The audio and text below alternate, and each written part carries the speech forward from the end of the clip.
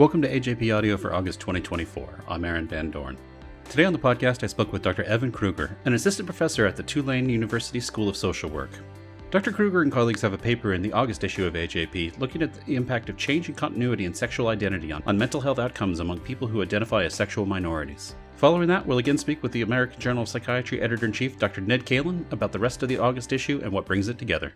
Dr. Krueger, rates of mental health and substance use are consistently higher among people who identify as sexual minorities, for example, gay, lesbian, bisexual, than non-sexual minority adults. The impact of that extends to elevated likelihood to have an anxiety disorder, depression, elevated substance use, or suicidal ideation. Your study looked at how changes in an individual's sexual identity could impact their mental health and well-being. What did you find? So, yes, we know that broadly, sexual minority populations experience sort of wide-ranging disparities on the basis of mental health and substance use behaviors. But just to sort of set the stage for this particular study, Mm-hmm. while this may seem pretty obvious to folks in the LGBTQ community, researchers and professionals have really just started to catch up in realizing that, or at least accounting for the idea that under this larger LGBTQ umbrella, are a diverse range of folks who utilize and express various identity labels and who have a range of other experiences across race and ethnicity, gender,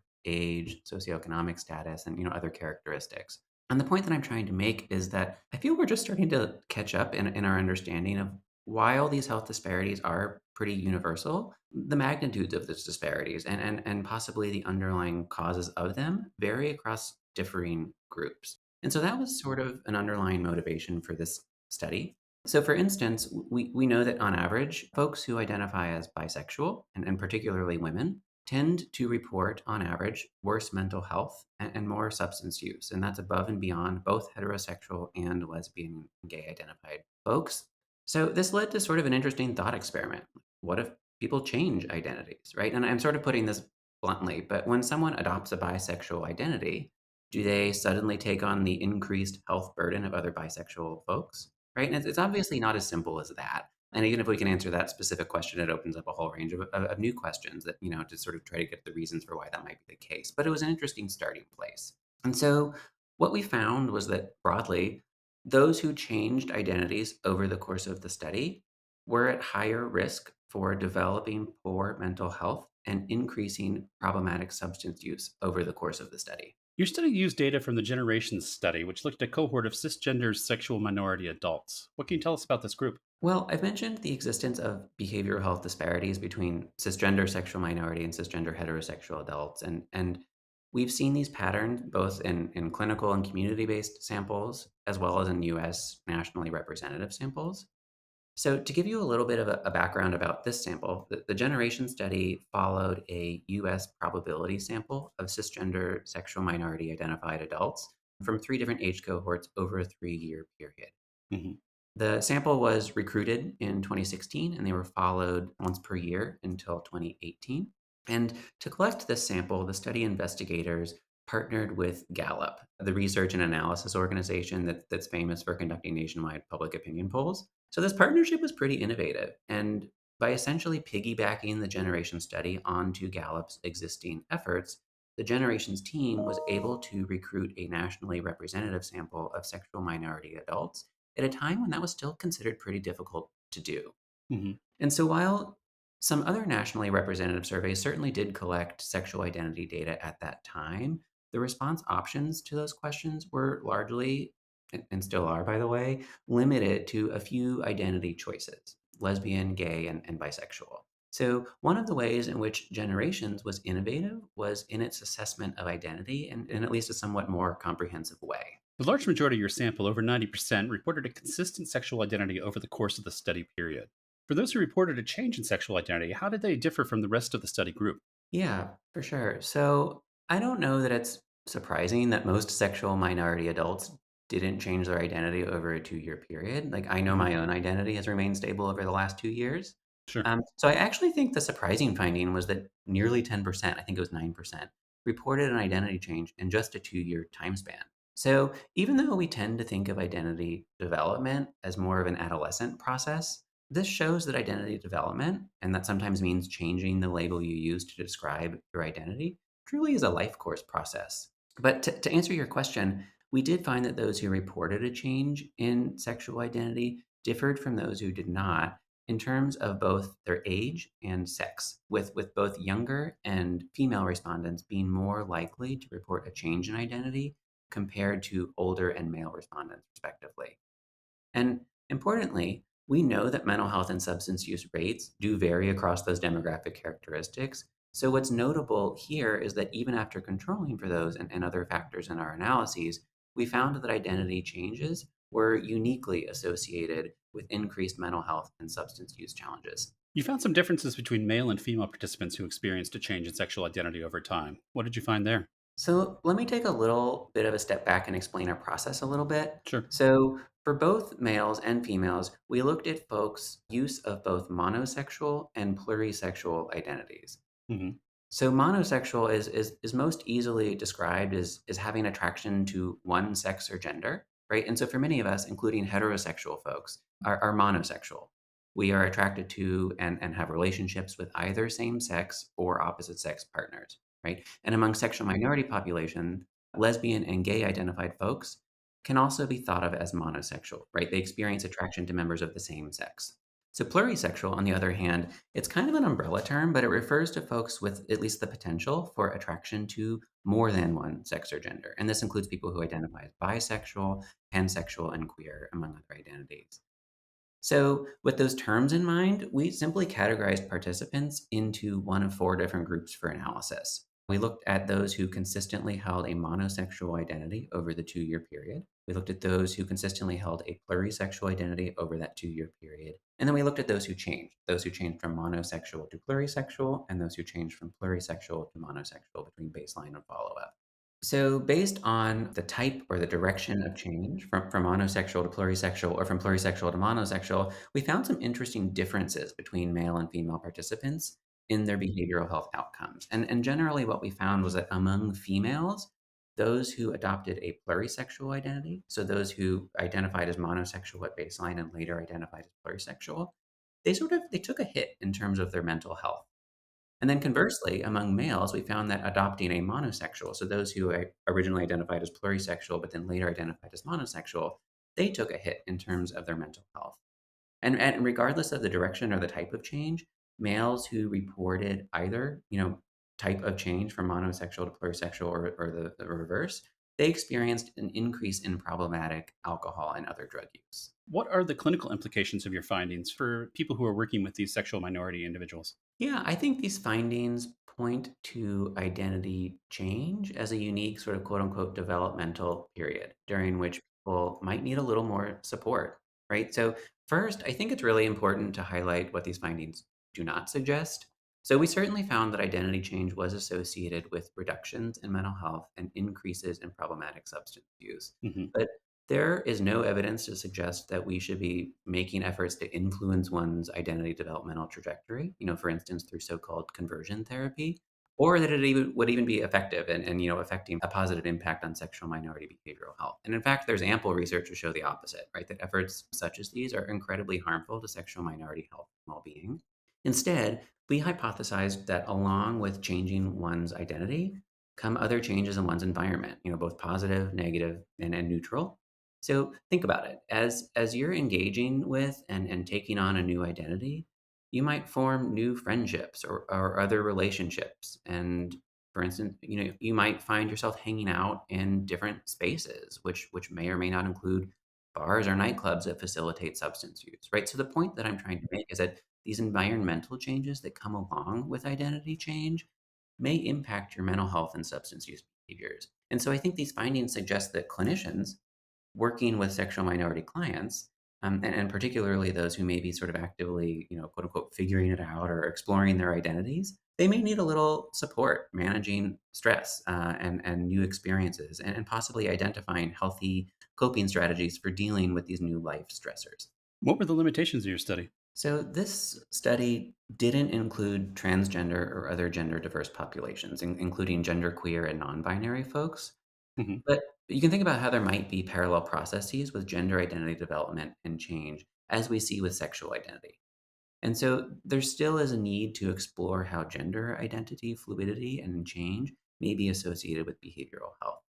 Also, these data were collected several years ago, right? So data collection ended in 2018, I believe, and since then, a lot has happened. Sure. For instance, the coronavirus pandemic. We know that during the pandemic, uh, we saw unprecedented levels of stress and population-wide changes in both mental health and substance use patterns.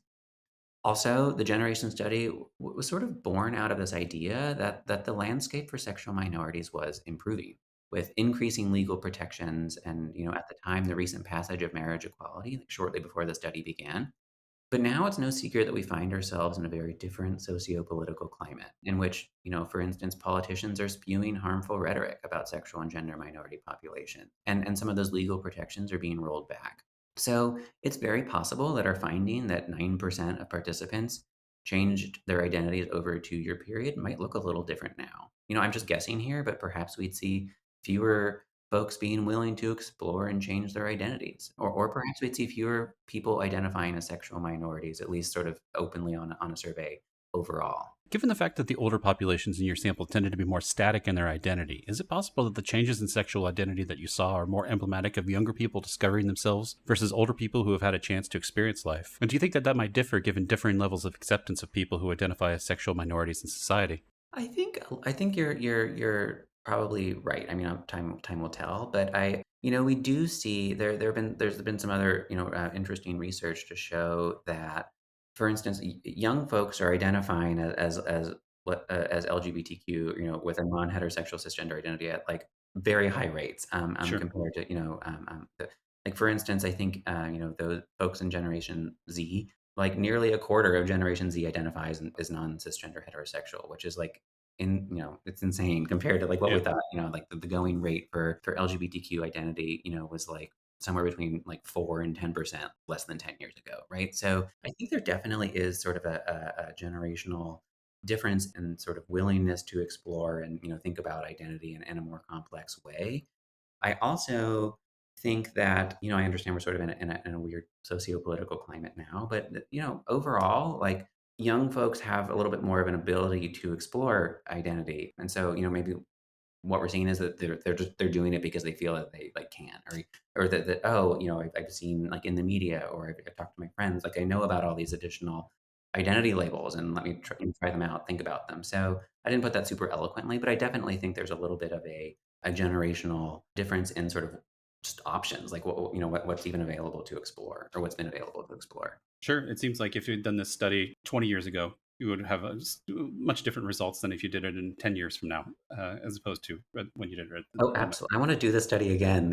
I want to just, I'm super curious. Yeah. Be interested to see the snapshot. So, what's next for your research? Speaking of going forward, and So this study really sort of inspired me to do more research in this area. So I've become really interested in helping to figure out how to accurately assess sexual and gender identities, which are fluid and also concealable in research studies, right? Because if we aren't accurately, quote unquote, capturing sexual and gender minority folks in our research studies, then we aren't able to set benchmarks or to measure population disparities in mental health or health behaviors very well, or at least very consistently.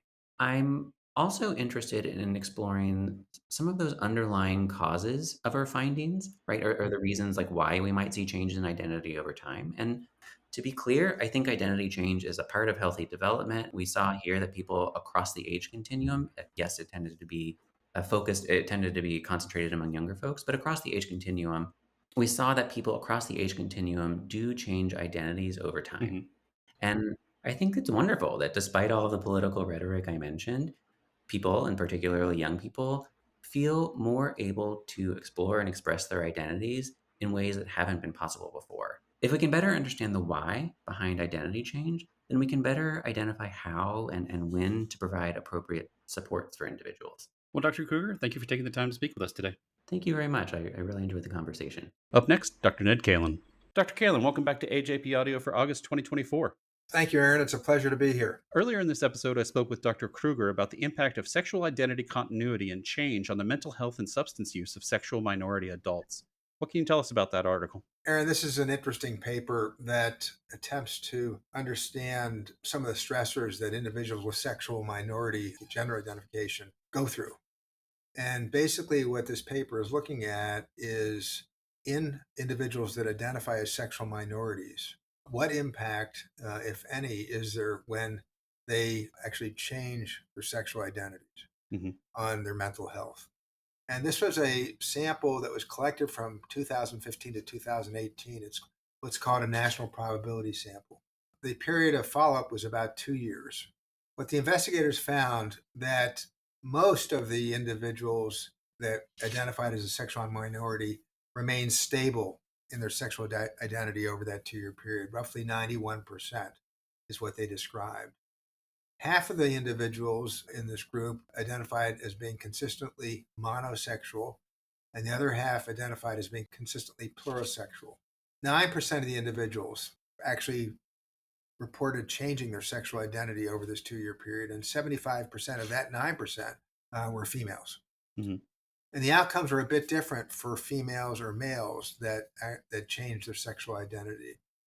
For females that reported sexual identity changes compared to those females that had stable sexual identities over that time period, they reported lower social well-being scores and also some increases in mental distress and problematic alcohol use, although those were not found to be statistically significant effects.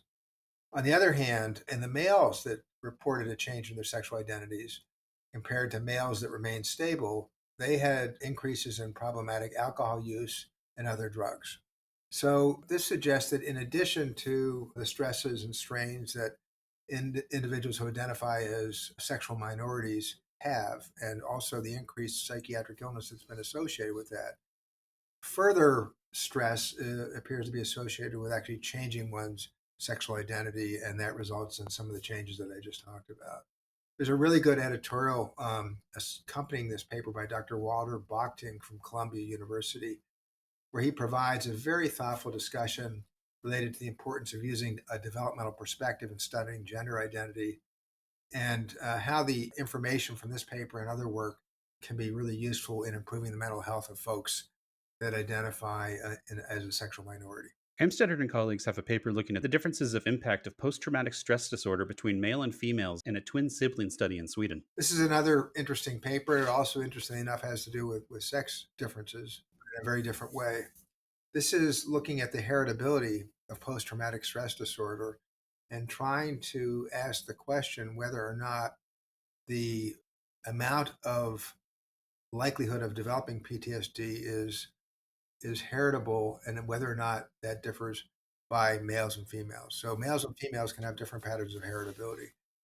In part, this was motivated because it's well known that females have a greater likelihood of developing PTSD. It's about a twofold greater risk than males do. So this is a very large sample. It was from the Swedish registries, which is a tremendous resource for a lot of the research that's been done looking at sort of long-term effects and family issues and things like that in relation to psychopathology. And in this sample, what the investigators used were twin pairs. By using twin pairs, one can estimate heritability. Theoretically, if the twins are monozygotic, they ought to be very, very, or 100% concordant for whatever the trait is that one has. So twin pairs, monozygotic and dizygotic, but also what was really important in this study is that they included sibling pairs. So sibling pairs that were not twins were also included as comparators. And the reason for this is because this allows one to ask the question whether there's something unique about the environment for a twin having another exact twin or dizygotic twin that might confer risk. So it's an unusual design by including these sibling pairs in the comparison. So they had about 16,000 twin pairs, about 376 sibling pairs. They were all born between 1955 and 1980. And what they found was that in this group, the lifetime prevalence of PTSD was much higher in females than it was in males, which is consistent with the literature. It's about 28% in females and about 12% in males. So about a twofold increase is what we would predict from the literature. They also found that monozygotic twins had the highest correlation between themselves for both having PTSD, which would be expected based on heritability. Heritability estimates, interestingly enough, were found to be greater in females than males. And this is what one of the questions was. And in this case, heritability in females was roughly 35% as compared to 28%. Now, that may not sound like a lot, but it's significantly different. So this then suggests that females may have a greater heritable risk than males do to develop PTSD, and could be one of the reasons, not certainly all the reasons, but one of the reasons why females may have a greater lifetime incidence of PTSD. It turns out also that there's some evidence from this study to suggest that the actual genes involved in conferring the risk, to some extent may differ across the sexes as well. So not only may there be differences in the risk in males versus females for heritability, but also some of the genes that might be involved in the heritability might be different across sexes. Up next, we have an article from Hilbert and colleagues looking at cortical and subcortical brain alterations and phobias.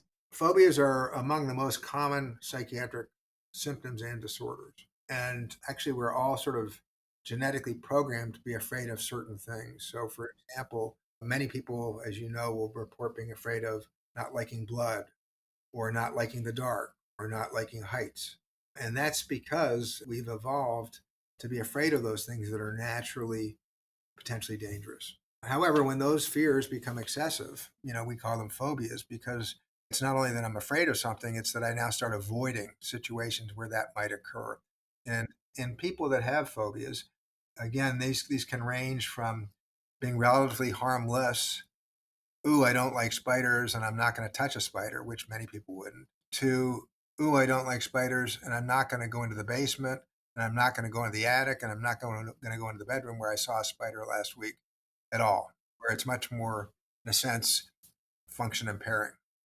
So they looked at individuals, a very large cohort of individuals that had a range of different severity in phobias, and asked the question, are there differences in brain structure in individuals with phobias as compared to control individuals that didn't have phobias? Now, one caveat in this study is that in the roughly 1,400 individuals that had phobias, they also allowed them to have anxiety and depression. And that is because phobias are commonly associated with what we call internalizing disorders or anxiety and depression. So in an interpretation of the data, that also could be a factor in some of the findings that were found.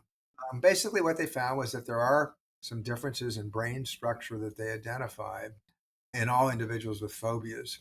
And they also then looked at individuals that had different types of phobias. So some people have animal phobias, other people have blood or injection type of phobias. And they did actually find some differences between these as well. But I would take those findings with a little more caution because the sample sizes were small. In conclusion, what they found was that individuals with phobias do have some alterations in brain structure, and there seem to be some alterations that are more specific to animal phobias versus blood injury types of phobias. But again, I'm not sure what this exactly means. And because there are a number of other factors involved, including the patients having anxiety and depression, it's hard to know exactly how to interpret those findings. Bommersbach and colleagues looked at the national trends in emergency department visits and self-harm and suicide attempts. What did they find?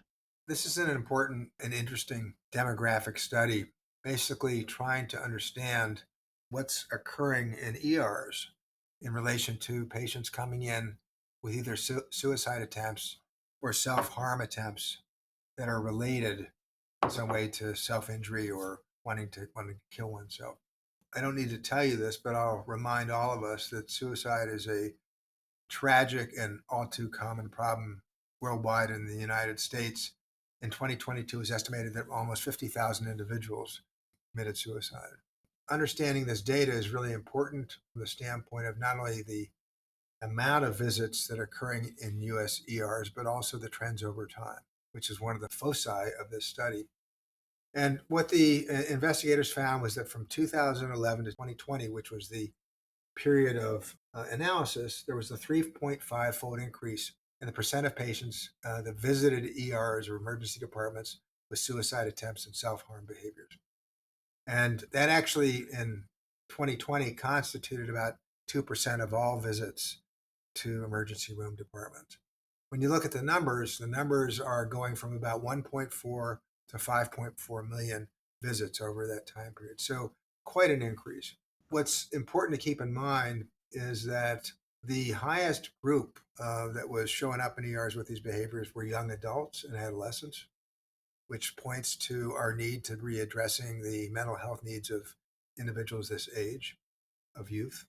But the greatest increases over that 10-year or so period were seen in individuals that were 65 years or older, suggesting that we need to pay a lot more attention to our elderly and aging population and the stresses and strains that they face.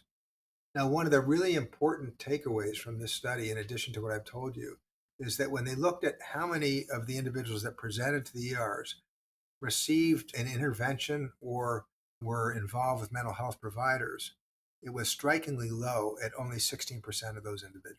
So this really speaks to the need to dramatically increase our workforce from the standpoint of individuals that are trained to work with folks that are struggling with such significant, impactful, and potentially tragic issues. Finally, Zhou and colleagues have a paper looking at the impact of a parent's psychiatric diagnosis on the behavioral and psychiatric outcomes of their children. Again, we're back to the Swedish registries, which I mentioned earlier in an earlier study. And again, this is just a terrific resource because of the demographic, genealogical, and medical data that they have kept over many, many years. This is a database that was actually used over up to a 44-year follow-up period. And it consisted of, believe it or not, over 3 million individuals that were in this database. All the individuals that were studied were born between 1970 and the year 2000 over that 30-year period. And they were all raised with their biological parents. So you had to be raised by your biological parents to have your data used in the study. And what was assessed was the psychiatric, behavioral, and functional outcomes in the offspring of parents that did and did not have documented psychiatric illnesses. So again, asking the question, if you have a parent with a psychiatric illness, is your risk significantly increased to have a psychiatric illness? And if so, what type of illness might that be? So what they found is that there were 1 million individuals, offspring, that were actually exposed to having at least one parent that had a psychiatric lifetime diagnosis of either schizophrenia, bipolar disorder, depression, anxiety, alcohol, or other drug-related problems. And what they found was, the good news is that most of the children that were raised by parents with psychiatric illnesses did not have a psychiatric illness. However, having said that, there was still a 2 times greater increase if you are a child of a parent with a psychiatric illness of developing one. With this increased risk, the question then becomes, is there any specificity that we can make predictions about? So if my parent had depression, or someone else's parent had bipolar disorder, or someone else's had schizophrenia, would that predict the likelihood of me having that specific problem or a more general problem? And what they found was that in general, with the exception of 2 illnesses, the predictive value of what your parent actually had was not very high in relation to what you're going to develop. It was a much broader risk for you. But where they did find a specificity was for offspring of schizophrenia parents. Those offspring, in fact, had about an 8.5 increased risk of developing schizophrenia. Wow. And offspring of individuals with bipolar disorder had about a 5.8 or almost 6-fold increase in developing that illness. That's opposed to parents that had anxiety and depression, where the risk was around 2 to develop anxiety or depression if your parents actually had that. So just to summarize, most children of parents with psychiatric illnesses do not develop problems, but there's still an increased risk. Increased risk is overall about 2-fold, and the highest specificity of transmission of the type of illness from parent to child is for schizophrenia and bipolar disorder. Well, Dr. Kalin, thank you once again for joining us.